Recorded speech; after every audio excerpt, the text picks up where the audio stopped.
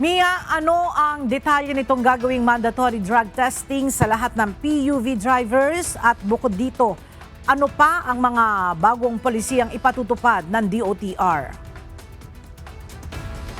Magandang tanghali sa iyo, Ella. Inaasahan nga na ngayong araw ay pipirma sa isang department law si DOTR Secretary Vince Dizon kaugnay nga ng pagpapatupad ng mandatory drug testing para sa mga PUV drivers. Kaugnay nga nitong mga nagdaang mga aksidente sa kalsada.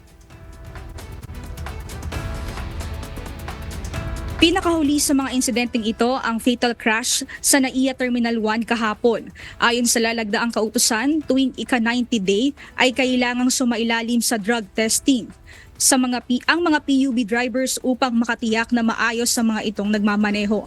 Ayon kay Department of Transportation Secretary Vince Dizon, panahon na aniya upang ayusin ang sistema na pinaiiral sa mga lansangan.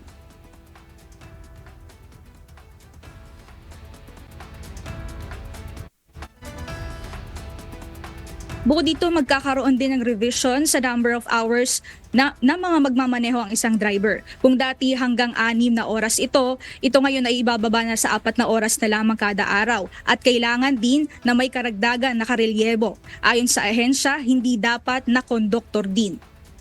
Paiigtingin rin ang roadworthiness inspection sa mga bus upang tiyakin ang kaligtasan ng mga pasahero.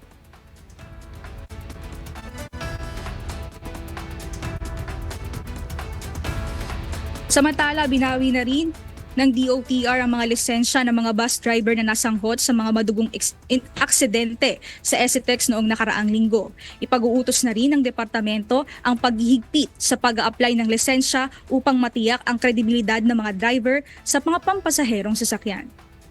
Kaya naman, Ella, kaugnay nito ay pasisimulan na ng ahensya ang isang enforceable na sistema katulong ng mga ahensya na nabanggit kanina ang LTO gayon din ng LTFRB para naman masiguro na rin ang kaligtasan ng mga pasahero sa kalsada.